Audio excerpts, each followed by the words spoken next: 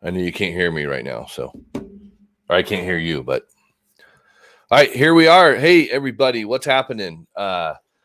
Glad you're tuning in today. Just so you know, this is a rock, and we want to learn how to get to the top, and we're going to talk about that today on various levels today. So I'm going to bring my friend Andrew Devlin on. Andrew was on a couple days ago, and I just felt like it was time to just talk a little bit further. Such a amazing guy that's been through a lot himself to find his purpose in his own journey. So, Andrew, you got thumbs up? You ready to rock and roll? All right, beautiful. All right, there we go. I love the shirt. What a good looking backdrop you have there. There you go. You gotta have a little bit of rock and roll in your life. So. Man, that is the way to go right there.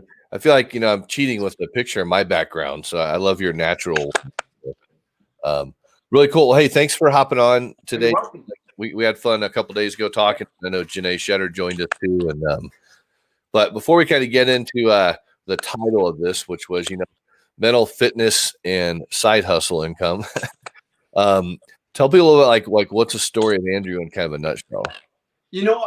Obviously with this accent, not from the US. So originally I'm from the north of England. So if you know where Liverpool is, you go about 2 hours north, you turn left, and then you drive 40 miles. So we joke we are from the longest cul-de-sac in the world. And it's a place called Barrow-in-Furness, and we build nuclear submarines. So that's the industry. So we're on a peninsula surrounded by the ocean, and it is a place that you are bred to go into the shipyard. At least that was my perspective. And there was no talk of college, university, or anything like that. School was incredibly difficult. I'm very, very dyslexic. And so my thought about myself after I finished high school, I left school at 15, and my opinion of myself was I was an idiot. And I remember I'd go into math, and my math teacher would say, "You can't do this. Why don't you go play Tetris?" Wow. Be like, yeah, sounds good to me. And as a kid, why not? I didn't realize that would cause problems later on. The English teachers would said, if you're going to get everything wrong, why do you even bother coming? And I was like, that's a great point. Let me go home. And so I really stopped going to school regularly, probably about 13. And there's lots of ways to get into trouble. And there was lots of easily accessible alcohol and windsurfing. Okay. So that's my escape. I would be out in the ocean.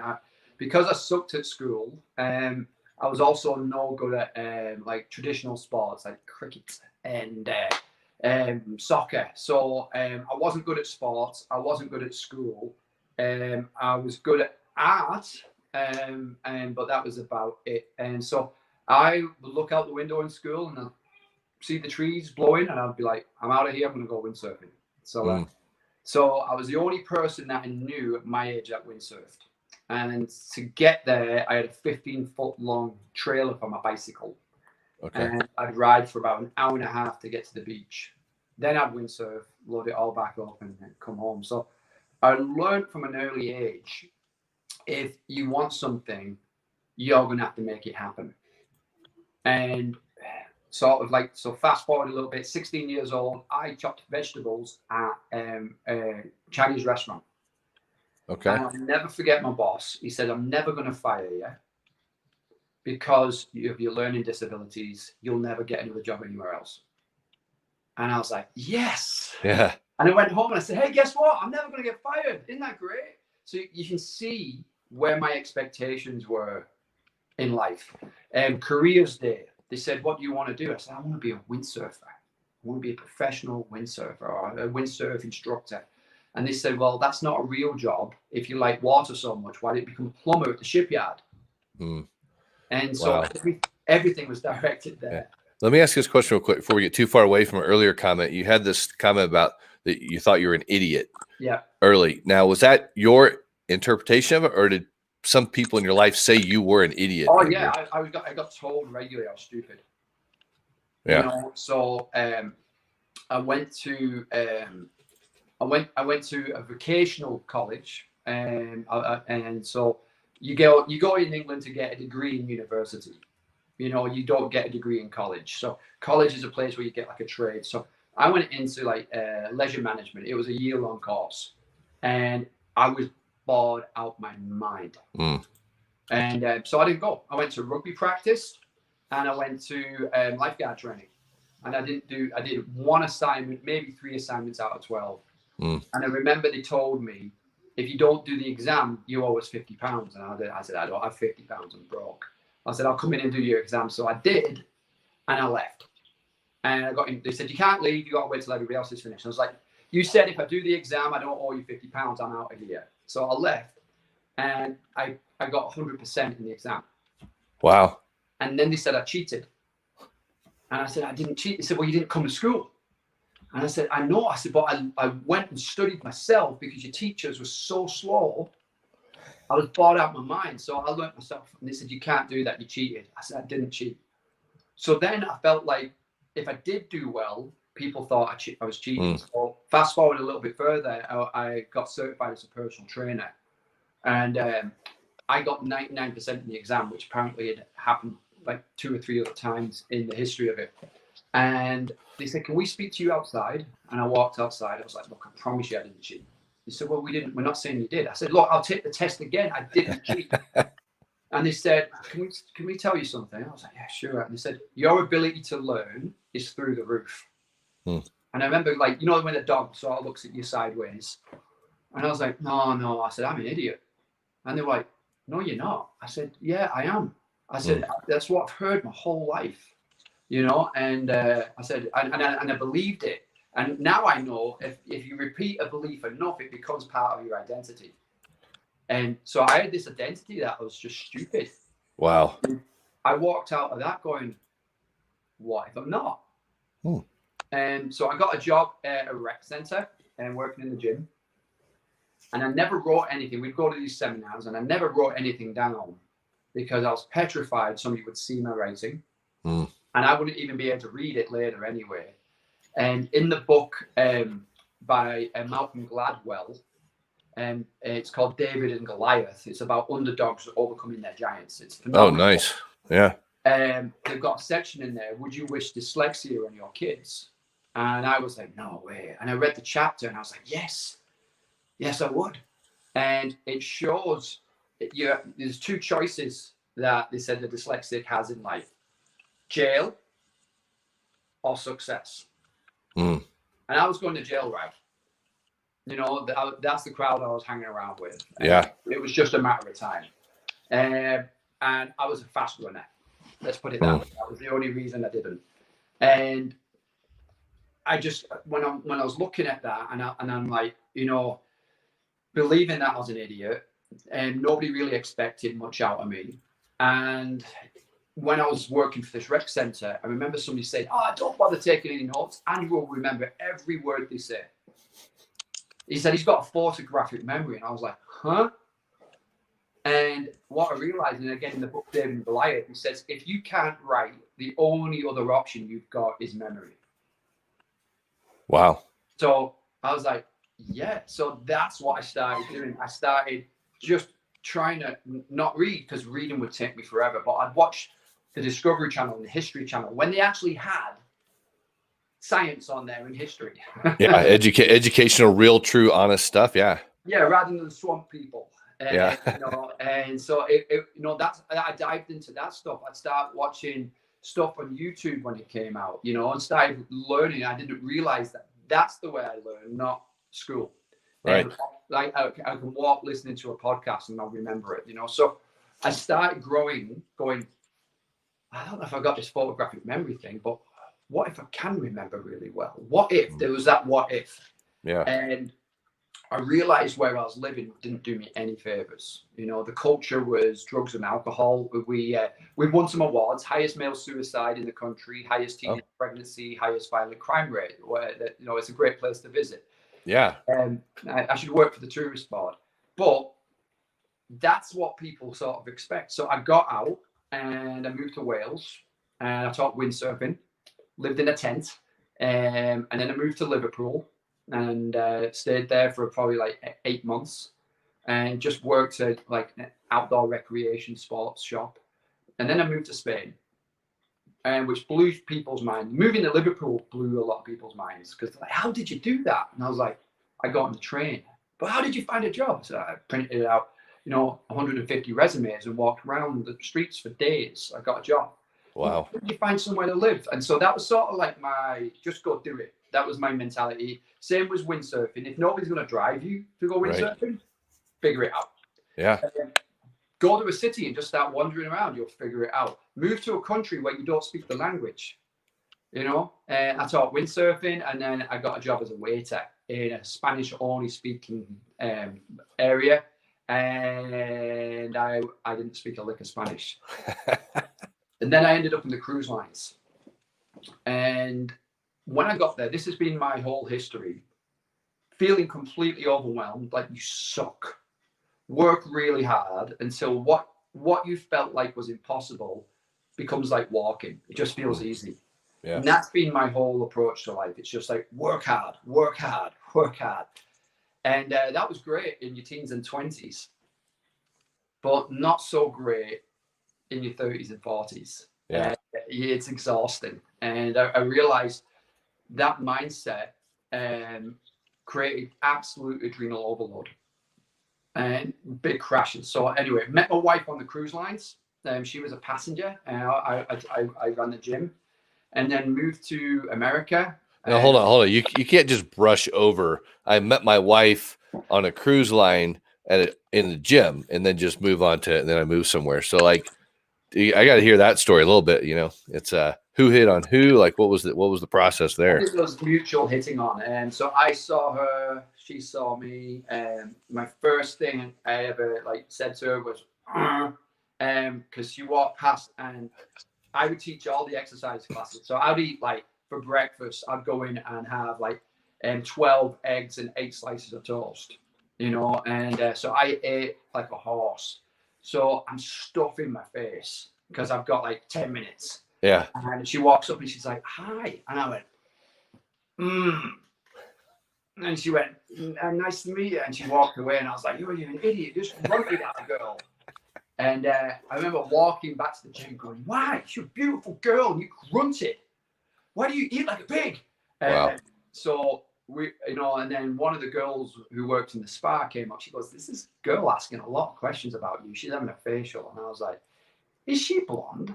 And he said, yes, I think it's that girl. I said, what time does she finish? What time does she finish the facial? And she said, oh, in an hour. I said, I'll be here when she's finished. And so we came out. My wife tells it that I talked to her for 2 hours, and then she was walking away, and I ran after her, and then said, "Can I take you out tonight?" She said yes. Wow. She was 45 minutes late. All my buddies are walking past, and they're like, "What are you doing?" I said, waiting for a girl. What time? 7. At 7:30. She's not coming. I said, "Oh, she'll be here." So 45 minutes, and then she shows up. So we had a great date night. She left. I got off the ship. And I thought I'd never see her again, but she had my email. So, and emails, then Yahoo Messenger, if you remember that. Yeah, I do. And then it came to a visit. I came out here for a month. She came out to the UK for 6 days. And then again, she called me once and she's like, my grandmother just died. And I was like, I'll be there tomorrow. And she's like, what do you mean? I said, I'll be there tomorrow. She goes, I don't know what you mean by that. And I said, well, planes can't fly that fast, so I can't be there today. So I'll be there tomorrow. And, I remember at the funeral, she's like, I don't want you to leave. I was like, then I won't. And so 17 years, and we've been married. We got 4 kids, 9, 10, and just turned 12. 2 are adopted. And, we've homeschooled for 5 years. And we started this Amari thing about 3 years ago, and just about the same time we were adopting. So it was a crazy season. But my wife was a nurse. I was a personal trainer. Came out here, mowed grass, moved rocks, minimum wage worker. My father-in-law took me for a walk. He's like, so you're going to marry my daughter? And I was like, yes. And he's like, and how are you going to support her? You're going to go to college? I was like, nope. not gonna last. I said, I know it. He says, so what are you gonna do? I said, sir, I'm gonna make $100,000 a year. And he said, how? I said, I don't know yet. And I said, but I'm gonna figure it out. And he said he walked away from that conversation going, my daughter's marrying an idiot. And fast forward, me and him got to work together for Toyota. And, you know, so we would do trainings together. We've done seminars together and stuff like that. So he was a business consultant and who got employed by Toyota. And we just started doing workshops together. So it was that full swing. And now, you know, we've got a lot of respect for each other. And he's like, I didn't know when you said you'll figure it out that you would actually figure it out. And I said, well, that's all I know. Like, I don't see barriers. I see a lot of work. Right. Yeah. Yeah. But I'm going to find a way. Like, I just believe there's always a way. And I think the best thing that ever happened to me is I didn't have a formal education and I got to travel on my own. So it was only up to me to figure it out. And so I wasn't trained. I got to experience, if that makes sense. Yeah. Yeah, definitely. Experiential learning is amazing. Yeah. Yeah. And John Maxwell, I was at a training, you know, listening to John, and he said 80% of people don't think because they've never been taught how to think. They've just been told what to think.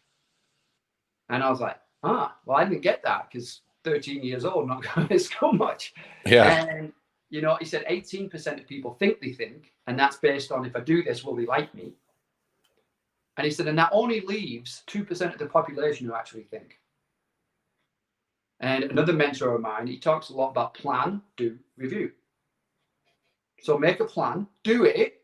That's the bit I think a lot of people miss. You've actually got to do the work, and you're going to suck.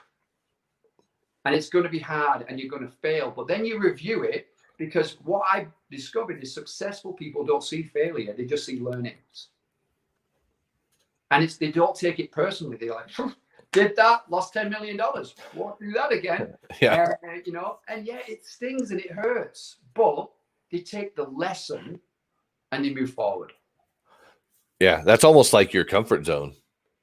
Yeah. Like, I'm going to step in, I'm going to do it. Like you talked about, like I print off 150 resumes and I went around and put them out there. Most people won't do that, especially even like today. It's like, I mean, resumes is just like, you know, resuming what was before, right? It's like creating opportunity and passion and moving forward in life, which obviously you've done in an amazing way. And when you're telling your story, like your shirt says healthy gut, healthy mind. Well, it's obvious you weren't healthy gut, healthy mind back then. No. Now you are.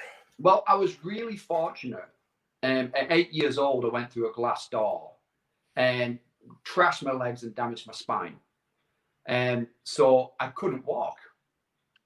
And that was the best thing that ever happened because it made me really determined. I'm also partially sighted in my right eye. So I had a lot of struggle to get over. And what I found is, you know, if you can make, I know, you know, you've probably heard it before, but your message. And, you know, if you know, broken people, you know, wounded people wound people, but transformed people transform people. Yeah. And I did the Enneagram. For those that have heard about the Enneagram, I came in as an Enneagram 8, and it defines it as a snowplow. It says you will plow a path for those people that need a path, that they might not be capable of plowing a path for themselves. They want to go, but they don't know how. So I'm the snowplow. And when we came to Amari, we had to figure it all out. That's my personality. Just like plow forward. There's going to be roadblocks. There's going to be injuries. There's going to be all this stuff because this is sort of my mindset. If you want to be in great shape, it's really hard. And if you want to be out of shape, it's really hard. Choose your hard. If you want a great marriage, it's hard to have a great marriage. And if you want a bad marriage, it's hard. Yeah. If you want business success, it's hard. And if you're going to be broke, it's hard. And I just discovered everything's hard, but I'm going to choose the hard. You know, I was told never to exercise and never do any sports because I risk becoming paralyzed. And I listened from the age of 8 to the age of 13, and I couldn't walk up a flight of stairs without my legs giving way. And then I started windsurfing. And all my body started firing and I started getting strong. And then that led to mountain biking and skiing and things that I was told I couldn't do. Yeah. But that it's in the doing that we grow. So it just came about that, with that sort of like push. Yeah. What happened in my 30s is complete adrenal breakdown, crash. I dealt with the pain of my past through alcohol and speed, not the drug, but like motorcycles and skiing, just as dangerous as if I could find something that was more dangerous, that's how I mentally relaxed. Wow. And just massive quantities of alcohol. And it's like that took me out of the pain, but I always came back to it. And, just seesaw backwards and forwards. So it wasn't till early 30s. And I was pretty self-destructive. And my wife hired Tony Robbins life coach for me. And I was like, I don't need help. I'll do it myself. And she said, remember when you got that tree for our backyard? And I was like, yeah. She goes, you took the fence down, you drove the trailer into the backyard, and then you catapulted it off the trailer, and then you bounced it into the hole. And I was like, yeah. And she goes, the tree died. And she said, all the time, you're like, I'll do it on my own. I'll do it on my own. She goes, it would have been so much easier if you called people to help. Yeah. And then I saw that tree just dead. And I was like, why do I make it so hard on myself? So I had to let that go and start asking for help. So once I got that into my head and I got a coach and asked for help, and I looked for the mentors and I asked for help, and I found people, like I love to mountain bike. So I hired a mountain bike coach. Yeah. And I'm always looking. I call it cheat codes, the people that have done it, and they're going to take your learning time from here to this long. That's why I connected with you, because I want to decrease my my learning curve. And so I think it's awesome, the journey you've been through, and your story is incredible, how you've overcome so many different things. And I want to transition a little bit into kind of like, as we talk about how you and I engaged in this mental wellness revolution, right? And especially today's day and age, it's so huge. And so you're passionate about helping people. I'm passionate about helping people. We do it in different ways, but now we're doing a lot together. And so I want to paint people kind of this picture of what is this mental wellness kind of revolution we're part of, because we got like 10 or 15 minutes left to kind of talk into this, but how can we encourage people to help other people do what you and I get to do, and bring in that other aspect of what Amare is all about? Yeah, so I've been searching for a long time. I ended up working for Tony Robbins. I've done the John Maxwell stuff. As I said, I worked for Toyota. I think I've had 35 jobs at this point, and I was searching. And about 3 years ago, 3 years ago this month, we had two foster kids who were pretty delayed. And as like foster parents, we're like, hey, what can we do? What can we do to help these kids? And my wife was a nurse, and she was out in LA for a friend's brain surgery, just to be a support and encouragement. And also, she's got good intuition medically. So she was out there, and she calls me. She's like, I've just been reading the UCLA magazine. And have you heard of microbiome? I was like, what's that? And she starts reading me the articles and about how this affects learning in children, different microbiome strains, bacteria.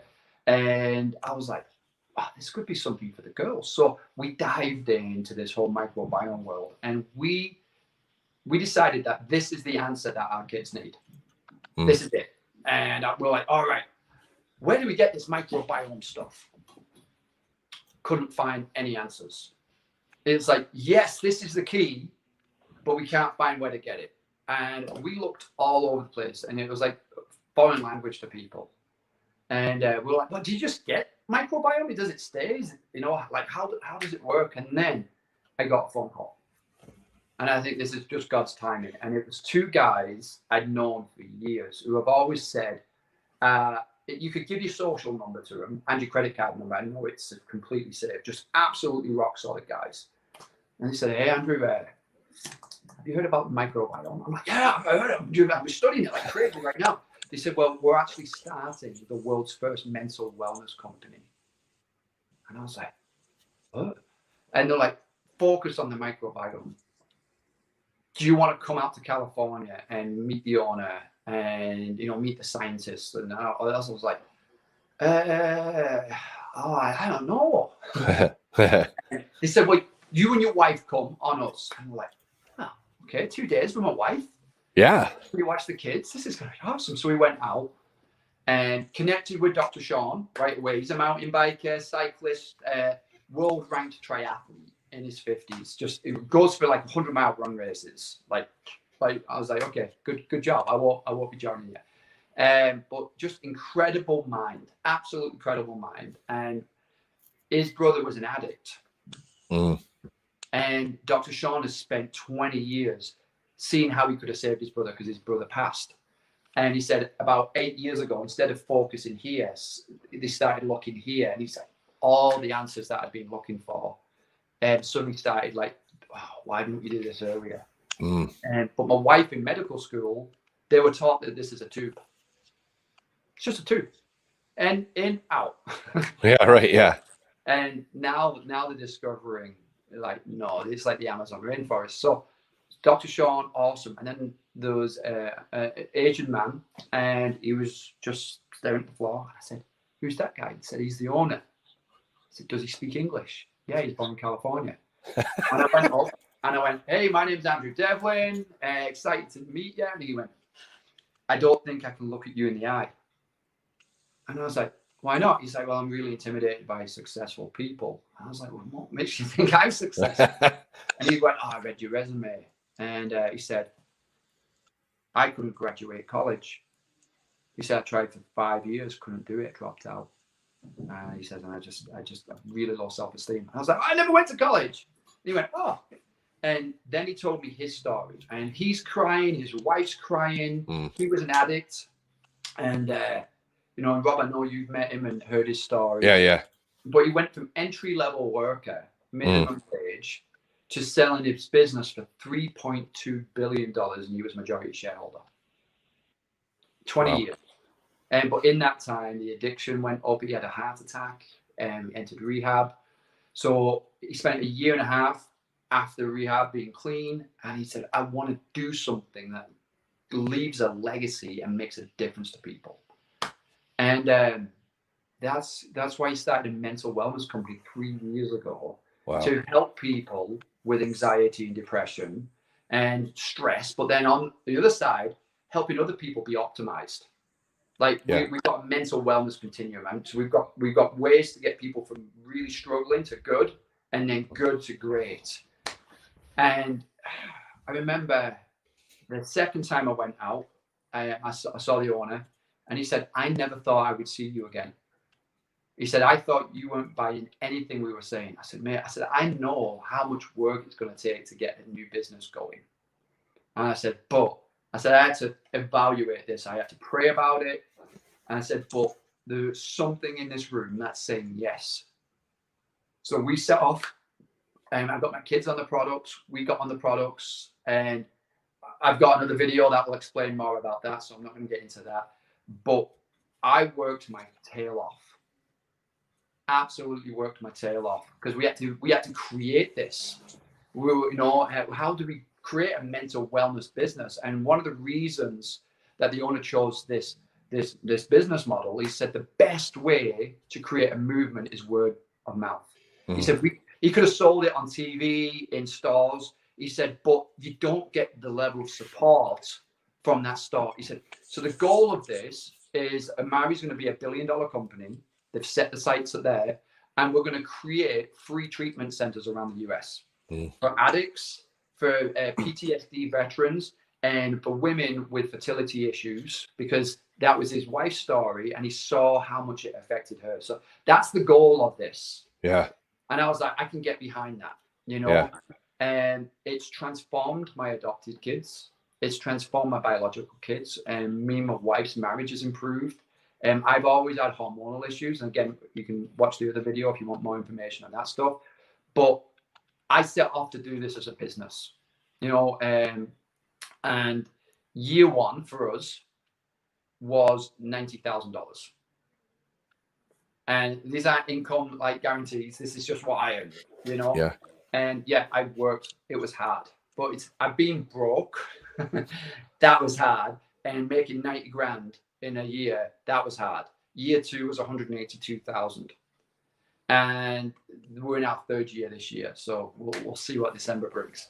But, Yeah. And here's the cool thing about that too, is you're just, I mean, it's talking to people about the things everyone is dealing with, right? Anxiety, stress, depression, poor health, poor sleep, everything. Right. And so it's saying, hey, here's something that could help you.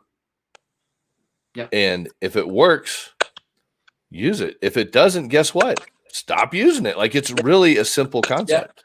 Yeah, we have a 12-month money back guarantee on all the products, and the owner wanted that, so there's no barriers for people. And we have testimony after testimony, because this is the thing.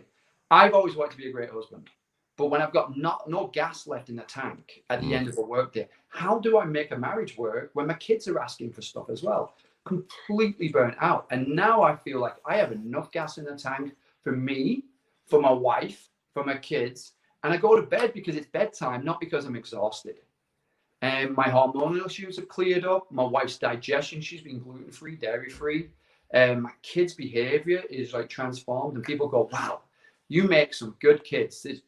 Isn't genetics wonderful? Yeah. And I was like, yeah, if you only knew. You know, it's been a lot of work, but we work with our kids. We're always working with them, helping them become the best we can be. So now my profession is helping people build their own mental wellness businesses. So that's been my focus, because if it's just me trying to promote mental wellness, it doesn't go very far. Yeah. But right now we've got coming up to 1,000 people that have joined the mission to spread the message of mental wellness. And we've got about 3,000 customers. And that's been in 2 years. So in 5 years, I'm expecting that to be more like 15,000. And the only way that we get this message out is with people linking arms together. And now I use my Tony Robbins coaching on my team, and to help them overcome their barriers mentally, give them a game plan so that they can grow. And we have incredible trainings in our team pages. And, you know, we've just found that what we do is we haven't attracted people with like seasoned veterans coming into our team and just like blowing it out. We've attracted the people that have never done a business before. Yeah. And to see them grow, to see their confidence go up, to see their impact financially of how it's benefiting the family, to hear their stories of the people that they've told, of the testimonies, that is what I'm about. There's nothing better for me than seeing someone grow and seeing somebody provide for the family, because we all know you can eat great, you can get 8 hours of sleep, you can drink water, but if you're stressed out about finances, eats you away. You know? So, you know, I'd rather be stressed out about creating a movement than stressed out about money. Yeah. I would rather have quality problems than bad problems, if that makes sense. Yeah, it does. And well, that's the thing too. Like Amare is it's a mental wellness company. Yeah. Right. So I know people out there and they tried other things in this, but when you can like go to a company that even has like, hey, here's a whole page on meditation. Yeah. Here's a whole page on how to eat healthy, like videos to actually create a lifestyle in a huge community is so important. You know, that's it's like, hey, this is how you cook this food. Because, you know, most people didn't grow up with somebody showing them how to cook, you know, but yeah, so we focus on people, products, and we call it the platform. And that is making sure people can work out, making sure people can cook, that people can learn. And the doctor does 2 calls a week on microbiome and optimizing your health, and microbiome for addicts, microbiome for athletes, microbiome for ADHD. Yeah. And, you know, so he's the expert there. So I don't have to be the microbiome expert. Amen to that. Love that. That's the beautiful thing. I was talking to a friend of mine that does some fitness coaching with people, and told her about this. Hey, it'd be a good compliment to your clients. Well, I don't want to sell stuff to people. I'm like, good, you don't have to. I don't sell. I say, hey, if you're lacking this, Yeah. check this out, incorporate it in your life, and it works well. And a person that wants to know all the science, but Amare has, and you, thanks for your leadership, has put this together. So I want to encourage people to like even just reach out and ask questions like, what does this even look like? Like how, like, is it really possible to make, like, I need a new car, but I don't have any income. So what would $250 a month do to pay for a car payment? Like simple, not complicated. But if you want to make 10, 20, $30,000 a month, well, that's even a possibility too. But it starts with just education, learning, and reaching out and having a conversation. And you know, people ask me, well, how do you go from a couple of $100 to a couple of thousand? And I was like, honestly, it's exactly the same process, but just more of it. Yeah. You know, it's like, how do you get in shape? Well, I lift weights once a week. Have you tried 3 times? You know, it's like it's not that they're doing anything different. They're just doing it with more frequency. Right. Yeah. So if somebody does want to make the $10,000 to $20,000 a month, you're going to work your tail off. But if somebody wants to make $500, I can show them in a couple of hours a week how they can make $500 a month. So again, you can be part-time, you can be full-time, or you can be a career. I decided I'm all in as a career, and it's created a career income. But from a kid who never believed in himself and without the credentials, I'm like, you know what I love about this? You guys don't get an interview. You know, there's no interview. I don't do a background check. I don't say, oh, sorry, that position's been filled. Why don't you check back in 6 months? If you want it, you can go and earn it. Now, This is the coolest thing. Rob, you can out-earn me. You can outrank me and out-earn me. There's no limit, you know? So if Rob does better than me, I'm going to cheer him on, you know? And where most industries, if somebody's doing better than you, you go, oh. But it's like if somebody wants to make $50,000 a month, and one of the girls who got me into it 3 years ago in McDonald's, phone plugged into the wall because it didn't hold a charge, cracked TV screen, living in a trailer because of medical bills. Yeah. This month, $50,000. Yeah, I'll be interviewing her for sure. I know she's an amazing person, and you know, guys, today we got to get off in just a minute because one of the fun things was I like to watch America's Got Talent, right? And there's a performer on there that has a recovery story, so I emailed his booking team, and I get to interview this guy. It's gonna be really cool. I'll put the thing out next week, but it's like people to just not have any barriers, and you've overcome so much. You helped me in this to bring this to me with, you know, you brought it to Cheddar's and Cheddar's brought it to me, and I get to help people, so many people now with this. And again, if you like it, use it. If you don't, quit. No penalties, just living a better life. And like your shirt says, you know, healthy gut, healthy mind. And that's why we do this. Present information. If you have interest, reach out to me. We'll talk to you about it. If it doesn't sound appealing, go on about your day. If it does, you have a great system to plug people into and make it really easy. So, and that's the thing. We've created this system. We've got everything in place. And I'll leave you guys with this. John Maxwell, again, I was at one of his seminars, and this guy stood up. He said, well, I'm a self-made man. And John said, I'm so sorry. And the guy's like, what do you mean? He said, it would have been so much easier if you asked for help. And he says, if you think you're self-made, he said, you could have done it 10 times faster and you could have 50 times greater results. And so if you're out there, get some help. If you would like to grow a business, we will help you. If you would like to start the products, we will help you. If you would like to ask more questions, we'll get you the information. So if anything triggered something in you guys today, and you like, this is the deal. I don't know if you can be successful in this. I really don't. And you don't know if you can be successful in this. And there's only one way to find out, and that's 6 months of effort without judging yourself. That's the hard bit. Some people go into action for 2 weeks. I'm like, oh, I'm no good at this. And it's just like, well, you weren't any good at walking when you first started it. Yeah. You got that down. You weren't any good at driving. You weren't any good at school. You weren't any good at being a parent. But we figure it out through the plan, the do, and the review. So if anything sparked anything in you guys today, please reach out. I'd love to show you how this could fit into your life. And then who knows what can happen. But only you will find out. Yeah, we're here to help you guys. So reach out, send a message. It's, I grabbed the domain name gutbrainaccess123.com. It's simple, kind of like this, kind of like what we're able to do. But and the last thing I'll say is, here's a guy who was almost paralyzed, and this morning he was on the top of a mountain where his mountain bike chain broke or whatever was going on, and he had to ride all the way down the mountain without a chain.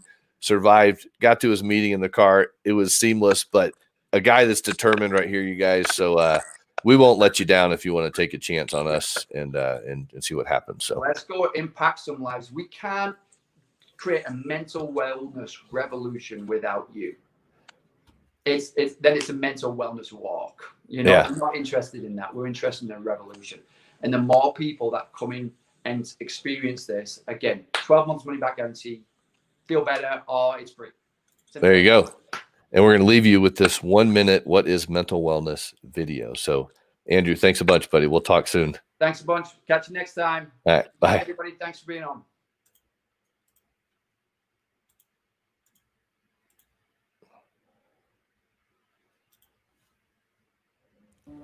Have you ever imagined what you're truly capable of? Happiness, innovation, even your potential is a state of mind. Your mind is your edge. Your edge is your mental wellness. Mental wellness is your ability to focus like a laser and manage the pressures of life with the love and integrity of your best self on your best day, every day. It's your mental performance during every decision, every conversation, every second you spend with yourself and with your family. It's being mentally fit with the confidence and humility to take care of yourself before you take on the world. It's your stress resilience. It's your financial wellness. It's your time. Mental wellness is the foundation for everything else. Physical performance, weight loss, personal development, your capacity to serve others, it's all mental wellness. And once you prioritize that, you can achieve everything you're capable of.